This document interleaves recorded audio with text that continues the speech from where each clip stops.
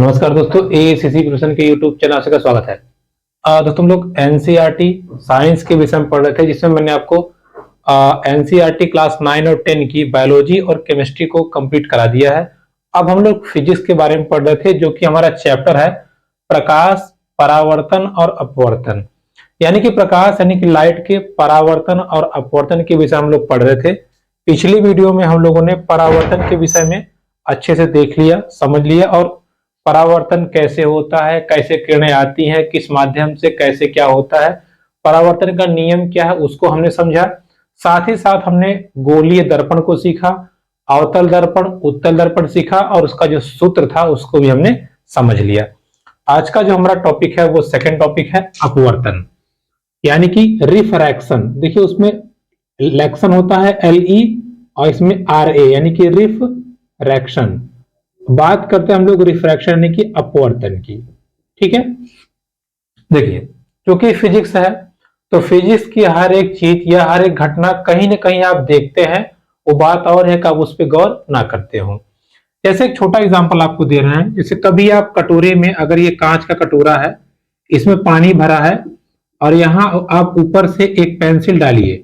जैसे आप डालेंगे आपको लगेगा कि पेंसिल थोड़ी सी टेढ़ी हो गई है। ठीक है, पानी के अंदर ऐसा आपको लगेगा कि ये पेंसिल थोड़ी सी टेढ़ी हो गई है। या कभी आप 1 रुपए का सिक्का बाल्टी में गिरा दीजिए, आपको लगेगा जैसे सिक्का थोड़ा सा ऊपर आ गया है, मतलब आपको ऐसा लगेगा। बगल में आप जमीन देखेंगे और सिक्का देखेंगे तो आपको लगेगा जैसे सिक्का थोड़ा सा ऊपर आ गया है। ठीक है, या कभी कोई हौदा में नहाता रहे नंगा होके, तो उसको आप देखेंगे तो उसका पैर जो है सीधा नहीं, ऐसे टेढ़ा मेढ़ा लगेगा। ठीक है, ऐसा लगेगा जैसे इसको क्या लूज हो, क्या कहते हैं उसको, लकवा मार गया है। तो ये क्या है, ये घटना या ये चीजें, यानी कि इन चीजों का, जैसे पानी में ये चीजें जो मुड़ गई हैं, या सिक्के का जो जो सिक्का ऊपर उठ गया है, ऐसा होता क्यों है, ऐसा हमको दिखता क्यों है। पिछली वीडियो में मैंने आपको बताया था कि जो भी चीजें हमको दिखाई पड़ती हैं वो प्रकाश के कारण। तो इसका मतलब ये हुआ कि यार ये जो मुड़ा मुड़ा दिख रहा है, इसमें भी प्रकाश का कुछ रोल होना चाहिए, क्योंकि उसका पैर हमें दिख रहा है या सिक्का हमें थोड़ा सा ऊंचा उठा हुआ दिख रहा है, तो सीधी सीधी बात है यहाँ प्रकाश का रोल होगा। तो हम ये समझते हैं, अच्छा जब ये पेंसिलवा जाके यहाँ टेढ़ा हो गया, तो इसका साफ साफ मतलब ये है कि अगर, देखिए कि अगर अगर हम ये मान लें ये पानी है, यहां से अगर प्रकाश की किरण आएगी तो इसको जाना तो ऐसे चाहिए था सीधा सीधा, लेकिन ये भी थोड़ा सा टेढ़ी हो जाएगी। क्या हो जाएगी, थोड़ी सी ये टेढ़ी हो जाएगी, है ना। तो यही टेढ़ापन या प्रकाश का तिरछापन क्या कहलाता है, अपवर्तन। क्या कहलाता है, अपवर्तन। देखिए यहां ऊपर क्या है, ऊपर है हवा, हवा या वायु। नीचे क्या है, नीचे है पानी, नीचे क्या है, पानी, या इसको और शुद्ध रूप में कहें तो क्या है, जल। ठीक है, जल। यानी कि जब प्रकाश को हवा से जल में भेजा जाता है तो ये अपने रास्ते से या अपने मार्ग से थोड़ा सा मुड़ जाती है या थोड़ा सा टेढ़ी हो जाती है। तो इस टेढ़ेपन को हम क्या कहते हैं, या इस मुड़ने को हम क्या कहते हैं, रिफ्रैक्शन, अपवर्तन। ठीक है, क्या कहते हैं, रिफ्रैक्शन, रिफ्रैक्शन या अपवर्तन कहते हैं। ठीक है, रिफ्रैक्शन, क्लियर। यानी कि जब प्रकाश, अब y को हम क्या मान लेते हैं, माध्यम 1 या माध्यम मान लेते हैं 1। ठीक है, और इसको क्या मान लेते हैं, माध्यम 2। माध्यम मतलब एक तरह समझ लीजिए कि इलाका।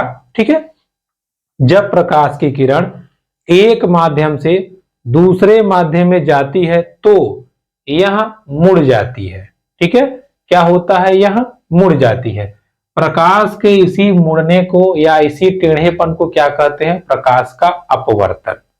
याद हो गया, परावर्तन में ऐसे टकरा के वापस चली जाती है, अपवर्तन में टकरा के भिड़ जाती है। ठीक है, लेकिन टकराने की वजह से, भिड़ने की वजह से थोड़ी सी अपने रास्ते से भटक जाती है, और इस भटकने को क्या कहते हैं, इस भटकने को हम कहते हैं अपवर्तन। ठीक है, अपवर्तन। अच्छा, अब बात को समझिएगा, जैसा कि मैंने आपको पिछली वीडियो में बताया था। देखिए जो किरण यहां से आती है, जो किरण यहां से आती है टकराने के लिए, उसको हम क्या कहते हैं? उसको हम कहते हैं आपतित आपतित किरण। ठीक है, आपतित किरण। और इधर जो निकल के गई है इसको हम क्या कहते हैं? इसको हम कहते हैं अपवर्तित अपवर्तित किरण। वहां परावर्तन हुआ था तो परावर्तित किरण, यहां अपवर्तन हुआ है तो अपवर्तित किरण। अब आप कहेंगे बीचवा में एक और था, जो सीधा लाइन था, उसको क्या बोलते हैं? तो ये जो बीच में सीधी लाइन होती है इसको क्या बोलते हैं? इसको बोलते हैं अभिलंब। अभिलंब। देखिए, अभिलंब और आपतित किरण के बीच के कोण को हम क्या बोलते थे? आई। आई मतलब आपतन आपतन कोण। और इसको बोलते हैं आर। आर मतलब अपवर्तन कोण। क्या बोलते हैं? अपवर्तन कोण, यानी कि रिफ्रैक्शन एंगल। और इधर इंसिडेंट एंगल, इंसिडेंट एंगल। ठीक है, इतना आपको ध्यान है भाई। जब कोई किरण आती है निकल जाती है, जो बीचों बीच लाइन है वो है अभिलंब।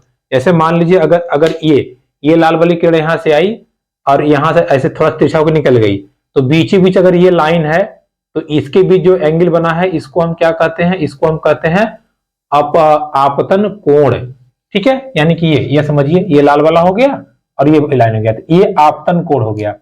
इधर ये यहां चला गया और ये सीधा है, तो ये क्या हो गया? अपवर्तन कोण। ठीक है, आपतन कोण और अपवर्तन कोण, इतना तो हमने पिछले थ्योरी में भी पढ़ा था। क्लियर हुआ? अब ध्यान समझिएगा, यहां भी अपवर्तन के नियम के विषय में चर्चा अगर हम करें, अपवर्तन के नियम के विषय में अगर हम चर्चा करें, तो यहां भी आपतन कोण अपवर्तन कोण के बराबर होता है। आपतन कोण अपवर्तन कोण के बराबर, यानी कि आपतन मतलब इंसिडेंट एंगल जो है वो रिफ्रैक्टेड एंगल के बराबर, यानी कि आई बराबर क्या होता है? आर। ठीक है, आई बराबर आर। उसके बाद में सबसे इंपॉर्टेंट चीज यहां ये है कि दूसरा जो नियम है आपतन कोण की ज्या। ठीक है, ज्या, आपतन कोण की ज्या मतलब होता है साइन आई बटे आप अपवर्तन कोण की ज्या साइन आर। ये किसके बराबर होता है? स्थिरांक के, यानी कि एक कांस्टेंट के बराबर होता है। और ये किसका नियम है? ये है स्नेल का नियम। ठीक है, स्नेल का परिवर्तन का नियम, यानी कि प्रकाश के अपवर्तन का जो स्नेल का नियम है, उन्होंने कहा था कि आपतन कोण की ज्या तथा अपवर्तन कोण की ज्या का अनुपात हमेशा स्थिरांक होता है या कांस्टेंट। ये ज्या मतलब साइन, यानी कि साइन आई बटे साइन आर बराबर आपको हमेशा स्थिरांक मिलेगा। स्थिरांक मतलब कांस्टेंट मिलेगा। वो कांस्टेंट क्या होता है, कैसे होता है, हम चर्चा करेंगे। ठीक है, अभी आप ये जानिएगा कि स्नेल का नियम क्या था। स्नेल का नियम था साइन आई बटे साइन आर बराबर कांस्टेंट। ठीक है, क्या होता है? कांस्टेंट। इसको नोट करिए, ये एग्जाम में पूछता है आपसे। ठीक है, स्नेल का नियम क्या है? क्लियर हुआ? आपने अपवर्तन सीखा, अपवर्तन का दो नियम वो भी सीख लिया। दोनों नियम क्या है? आपतन कोण बराबर अपवर्तन कोण। दूसरा नियम यह है कि साइन आई बटे साइन आर बराबर स्थिरांक। क्लियर हुआ? चले आगे बढ़ जाए। चलिए देखिए, इतना समझने के बाद में अब कुछ चीजों को हम यहीं और क्लियर कर लेते हैं, फिर हम आगे बढ़ते हैं। चलिए देखिए, अभी हमने आपको बताया, जैसे मान लीजिए ये है, ठीक है, यहां मान लीजिए ऊपर क्या है? ये कोण है हमारा, या हमारा आई है। ठीक, देखिए यहां पहले हम लाइन खींच देते हैं मोटा मोटा। देखिए, और ये जो रेज है ये इधर, देखिए इसको जाना चाहिए था ऐसे, लेकिन ये ऐसे ना जा करके थोड़ा सा ये क्या हो गया? इधर आ गया। ठीक है, इधर आ गया। तो ये क्या है हमारा? ये है आर। ये क्या है हमारा? आई। ये है आई। ये कौन सी किरण है? ये है अपवर्तित किरण। ठीक है, या अपवर्तित रेखा समझिएगा, समझ जाइएगा, ठीक है। और ये क्या है, आपतित आपतित रेखा, ठीक है। किरण ही लिख लीजिए, थोड़ा अच्छा लगेगा, किरण। चलिए, आपतित किरण और वो ये अपवर्तित किरण। देखिए, ये हमारा है माध्यम एक। माध्यम एक मतलब पहला मीडियम हमारा क्या है, वायु। दूसरा माध्यम हम कुछ भी मान सकते हैं, तेल मान लीजिए, ग्लास मान लीजिए, जल मान लीजिए। तो हमने यहां क्या मान लिया है, जल, ठीक है। माध्यम टू हमारा क्या है, जल है। बात को समझिएगा। देखिए, ये क्या है, ये आपका है अभिलंब। अभिलंब, देखिए, अभी मैंने आपको बताया कि जब ये आपतित किरण किसी दूसरे मीडियम में जाती है तो ये थोड़ा सा मुड़ जाती है। इसी मुड़ना को हम क्या कहते हैं, अपवर्तन। अब अगर आप जरा ध्यान दें तो हमने क्या किया, इसमें इसमें ये लाइन खींचा है, ये इधर, ये यहां जाना चाहिए था, लेकिन यहां ये नीचे आया, ठीक है, नीचे आया। मतलब अभिलंब ये है, ये अभिलंब की ओर झुक गया या अभिलंब की ओर खिंच गया। तो जब माध्यम एक से माध्यम दो में जब प्रकाश जाता है और अविलंब की ओर झुक जाए, अविलंब से इसको प्यार हो जाए या अविलंब की तरफ चला जाए, तो हम क्या कहते हैं, तो हम कहते हैं कि माध्यम एक विरल है और माध्यम दो क्या है, सघन है, ठीक है। विरल से सघन में गया, यानी कि जब हल्के से गाढ़े में जाएगा, जब हल्के से गाढ़े में जाएगा तो वो खिंच जाएगा, अविलंब की ओर चिपक जाएगा। इसी का आप उल्टा कर दीजिए। अगर अगर ये रेखा, ये अभिलंब है, इसको इससे अगर दूर चली गई, दूर चली गई, तब तब हम कहते हैं कि सघन माध्यम से विरल माध्यम में किरण गई है। बात को समझिए, ध्यान समझिए। देखिए, जब प्रकाश की किरण अपवर्तन के बाद अभिलंब से दूर हट जाती है, दूर हट जाती है, आप खुद सोचिए, कोई चमचपा के आया है, जब उसको रास्ता मिलेगा तो रिलैक्स हो जाएगा। तो ये जो चमचपा के आया है, इसको बोलते हैं सघन। सघन, यहां ये चमचपा के आ रहा था, सघन। अब इसको जैसे ही आराम मिलेगा, इसको जाना ऐसे चाहिए, लेकिन भाग गया, इधर से भाग गया, यानी कि और दूर भाग गया, और दूर भाग गया। तो जब अपवर्तित किरण या अपवर्तन के बाद प्रकाश की किरण अविलंब से दूर हट जाती है, तो हम ये कहते हैं कि अपवर्तन सघन माध्यम से विरल माध्यम में हुआ है। सघन माध्यम से विरल माध्यम से, सघन मतलब गाढ़ापन और विरल मतलब हल्का, इसी का उल्टा। जब प्रकाश की किरण हल्के फुल्के एरिया से आएगी तो मस्त एकदम रिलैक्स होके आएगी, लेकिन जैसे ही अपवर्तन होगा, एकदम गाढ़े गाढ़े एरिया में जाएगी तो वो अविलंब की तरफ खिंच जाएगी। तो इसको हम क्या कहते हैं, विरल से सघन माध्यम। क्लियर हुआ? इसको इन शॉर्ट आपको समझना होगा, तो यहां लिख लीजिएगा। देखिए, जब प्रकाश की किरण विरल से सघन माध्यम में जाती है तो ये अभिलंब की ओर झुक जाती है, ठीक है।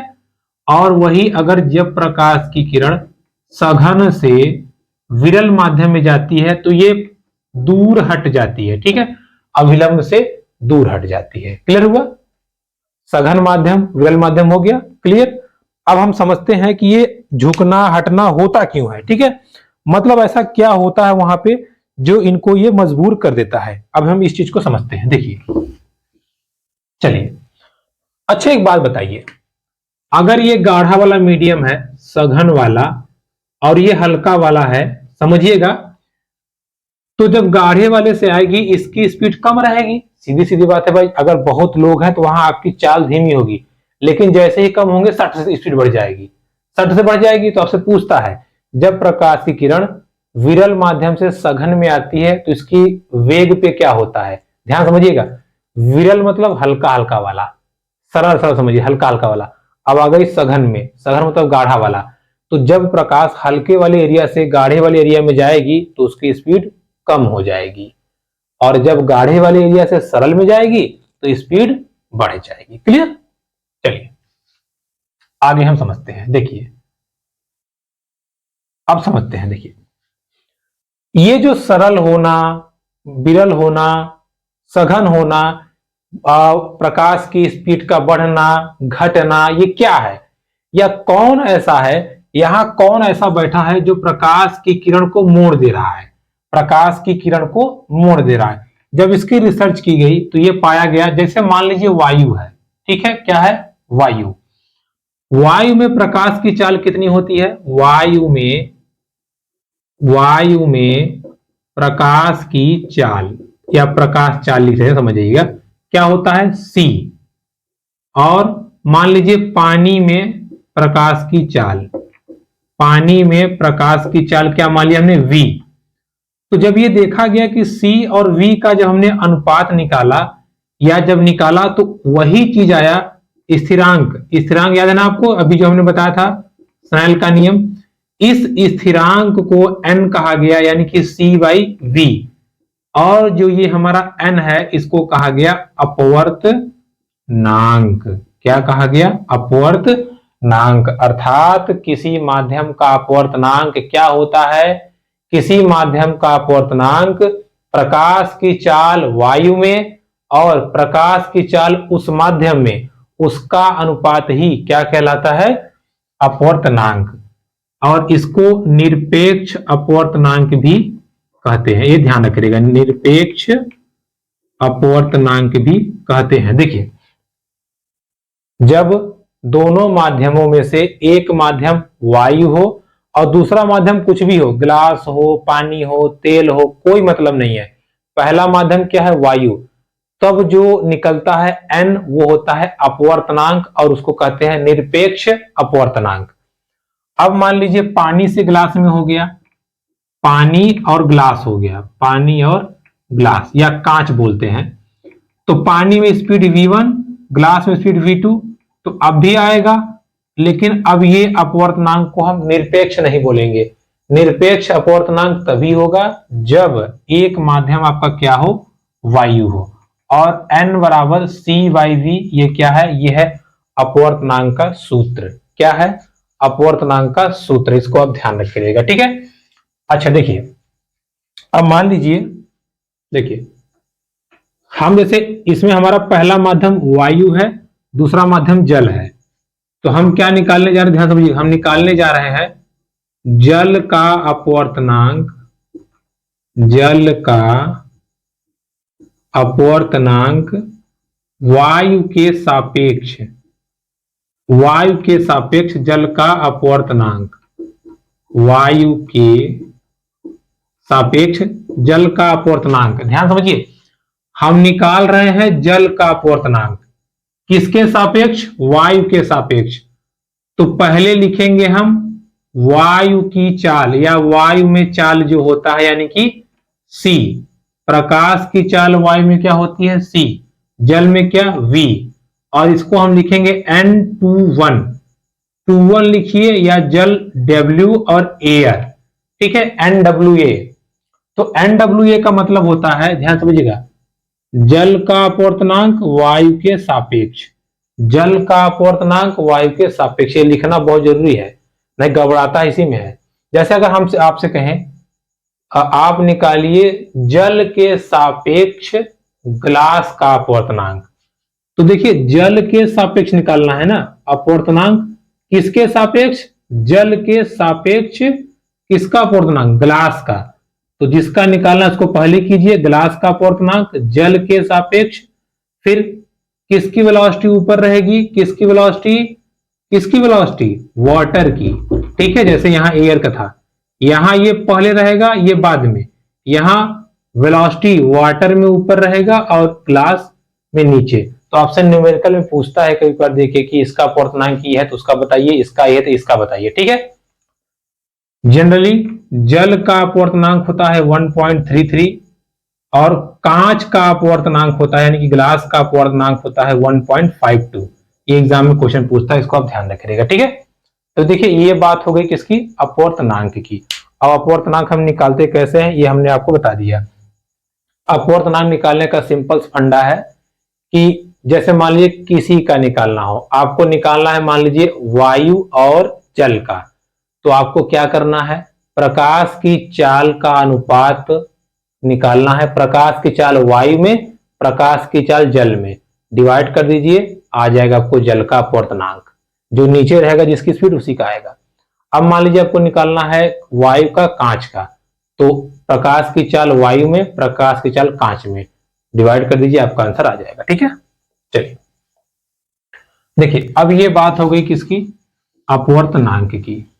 और अपवर्तनांक ही डिसाइड करता है कि कौन सी किरण कितनी मुड़ेगी और कितनी नहीं मुड़ेगी। ठीक है, अब देखिए यहां हमने क्या क्या पढ़ लिया। हमने अपवर्तन समझ लिया, हमने अपवर्तनांक समझ लिया, साथ ही साथ हमने कांच का अपवर्तनांक देख लिया और ग्लास का देख लिया, सरल माध्यम क्या होता है हमने देख लिया, और विरल माध्यम क्या होता है ये हमने समझ लिया। ठीक है, अब हम समझते हैं जो कि हमारा अगला टर्म्स है, अगला टॉपिक है। जैसे आपने जब प्रकाश का अपवर्तन पढ़ा था, जब प्रकाश का आपने अपवर्तन पढ़ा था, सॉरी प्रकाश का परावर्तन, तो प्रकाश के परावर्तन को मैंने बताया था कौन दिखाता है, दर्पण। वैसे ही प्रकाश के अपवर्तन को और डीपली समझने के लिए हमें चलना पड़ेगा कि कौन से ऐसे इंस्ट्रूमेंट है या कौन सी ऐसी वस्तु है जो प्रकाश के अपवर्तन की घटना को दिखाती है। तो प्रकाश की अपवर्तन घटना को दिखाते हैं लेंस। अब हमें क्या पढ़ना है, लेंस।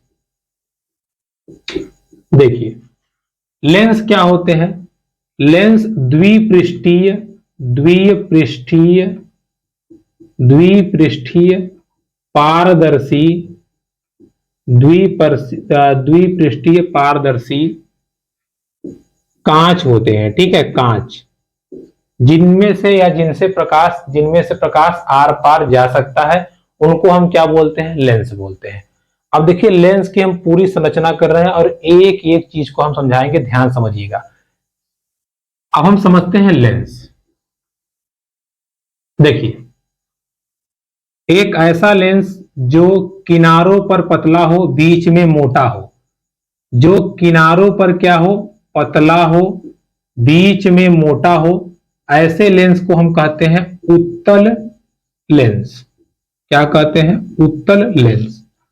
ऐसा लेंस जो किनारों पर मोटा हो, बीच में पतला हो, ऐसे लेंस को हम क्या कहते हैं, अवतल लेंस। ठीक है, ऐसा लेंस या ऐसा कांच का टुकड़ा जो बीच में मोटा हो, किनारे किनारे पतला हो, ऐसे को हम क्या कहते हैं, उत्तल लेंस।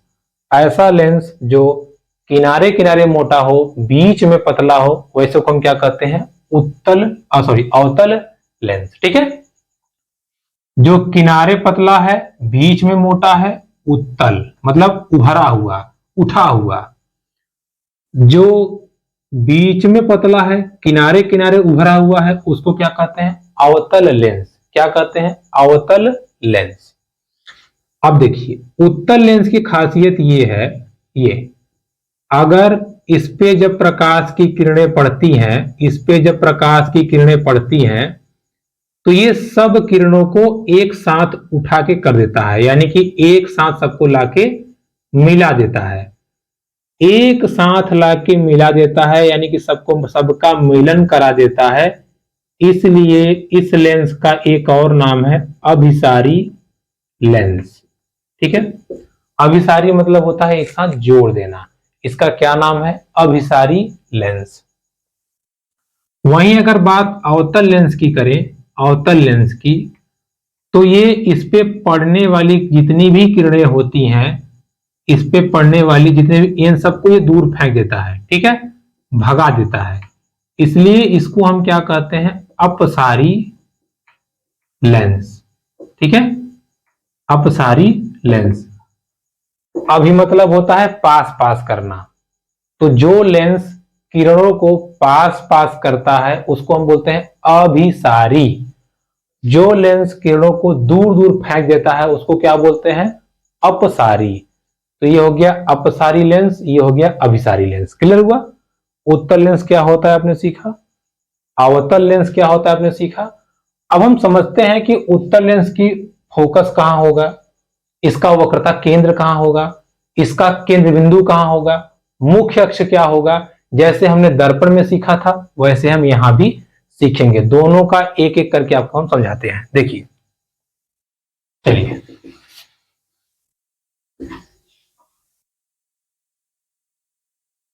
देखिए, हम बात करते हैं पहले उत्तल लेंस की। किसकी बात करते हैं? उत्तल लेंस की। देखिए, उत्तल लेंस बनता कैसे है। जैसे ये एक गोला ये हो गया, इस पे मान लीजिए एक गोला और आ गया, ठीक है, ये दो गोले यहां पे आ गए। देखिए, ध्यान समझिएगा। अब अगर आप जरा ध्यान से नोटिस करें, देखिए यही है हमारा, दो गोलों को काट करके या दो गोलों से उत्तल लेंस का निर्माण होता है, इसलिए इसको हम द्वि उत्तल भी कहते हैं। क्या? द्वि उत्तल। जरा ध्यान समझिएगा। देखिए, इस गोले का सेंटर क्या होगा? C1। इस गोले का सेंटर क्या होगा? C1। इसलिए लेंस में जो वक्रता केंद्र होता है, लेंस में जो वक्रता केंद्र होता है दो ठो होता है, C1 और C2। वक्रता केंद्र कितना होता है? दो ठो, C1 और C2, C1 और C2, ठीक है। वक्रता केंद्र कितना होता है? दो ठो, C1 और C2। अच्छा, ये लेंस यहां पे हमने बना दिया, ध्यान समझिएगा। देखिए, ये लेंस हमने यहां पे बना दिया, इसका वक्रता केंद्र क्या हो गया? C1, और इधर क्या हो गया? C2। इसमें फोकस, देखिए, इसमें जो फोकस होता है हमारा, दो फोकस होता है, एक F1 एक F2, ठीक है। F1 और F2, F1 इधर रहता है, F2 इधर, क्यों रहता है भी बताएंगे, ठीक है। तो उत्तल लेंस में दो वक्रता केंद्र, दो फोकस दूरी, ठीक है। इसको ध्यान समझिएगा, दो वक्रता केंद्र और दो फोकस दूरी। ऐसे ही हम समझते हैं अवतल में, ठीक है। देखिए, दो वक्रता केंद्र, दो फोकस दूरी, अच्छा, F1 और F2। चलिए, तो फोकस कितने होते हैं? दो। फोकस कितने होते हैं? दो, F1 और F2। दो वक्रता केंद्र होते हैं, दो फोकस होते हैं, किसमें? उत्तल लेंस में। इसमें जो मुख्य फोकस होगा वो ये वाला होगा, जहां पर किरणें आके मिलती हैं उसको हम क्या कहते हैं? मुख्य फोकस। तो मुख्य फोकस कौन होगा? ये होगा, ठीक है। मुख्य फोकस, मुख्य फोकस कौन होगा? ये।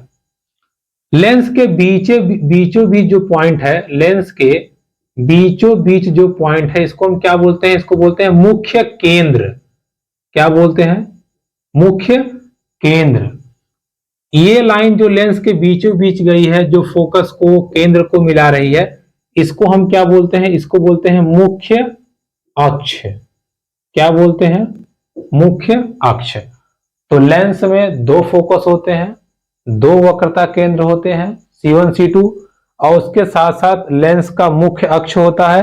मुख्य अक्ष के साथ साथ हमने ये देखा लेंस का केंद्र क्या है, और हमने देखा कि लेंस का जो वक्रता केंद्र दो क्यों होता है। अब देखिए, मुख्य केंद्र यानी कि यहां से लेके यहां तक की दूरी को हम क्या कहते हैं? या यहां से लेके यहां तक की दूरी को हम कहते हैं फोकस दूरी। क्या कहते हैं? फोकस दूरी। क्लियर हो गया? क्या कहते हैं? फोकस दूरी। यहां तक क्लियर? अब देखिए, अब हम बात करते हैं अवतल लेंस की। देखिए, ध्यान समझिएगा, अगर आपको ये समझ में आ गया होगा तो हम चलते हैं अवतल लेंस पे, उसको भी हम बना के देखते हैं। देखिए, जैसे मान लीजिए अब ये हमारा है, ये, ठीक है, ये मान लीजिए हमारा है गोला। देखिए, अगर हम इसको एक गोला यहां से काट डाले, देखिए एक गोला इसको यहां से काट दे और एक गोला इसको यहां से काट दे, तो ये जो बीच का वाला हिस्सा है, ये इस हिस्से को अगर हम बाहर निकाल लें तो ये हिस्सा जैसे ही बाहर निकलेगा तो हमारा कुछ ऐसा बनेगा, ऐसा, ठीक है। और इसी को हम क्या कहेंगे? अवतल लेंस। अब देखिए, इसका जो केंद्र होगा और इसका जो केंद्र होगा, सेम यहां से भी इसका केंद्र बनेगा, C1 और C2। यानी कि अवतल लेंस में भी दो केंद्र होते हैं, अवतल लेंस में भी दो फोकस होते हैं, इसके जो बीच का बिंदु होता है इसको क्या बोलते हैं, मुख्य केंद्र, और ये जो लाइन है इसको क्या बोलते हैं, मुख्य अक्ष। क्लियर हुआ? तो लेंस से आपने क्या सीखा, लेंस दो प्रकार के होते हैं। पहला, जो बीच में मोटा होता है किनारों पतला, उत्तल लेंस। जो बीच में पतला किनारों किनारों मोटा, अवतल लेंस। उत्तल लेंस में दो फोकस, दो वक्रता केंद्र होते हैं, मुख्य केंद्र होता है और साथ ही साथ मुख्य अक्ष होता है, और ये पूरा जो इनका मुंह होता है ये होता है द्वारक, मुंह द्वारक होता है। ठीक है, जब द्वारक बहुत पतला हो जाएगा तो उसको कहते हैं पतला लेंस। क्लियर हुआ? सेम प्रॉपर्टी अवतल में भी है। अवतल में दो केंद्र होते हैं, दो वक्रता होती है, दो वक्रता केंद्र और दो फोकस, और उसके बाद मुख्य अक्ष होता है, द्वारक होता है और एक मुख्य केंद्र होता है। ठीक है, ये तो बात हो गई। चलिए इसके डायग्राम की छोटी मोटी की मतलब किस लेंस में क्या बिंदु होता है, किस में क्या पॉइंट होता है। अब हम समझते हैं डायग्राम की मदद से कि लेंस द्वारा प्रतिबिंब कैसे बनता है या लेंस द्वारा कैसे हम इमेज को बनाते हैं। ध्यान समझिएगा। देखिए,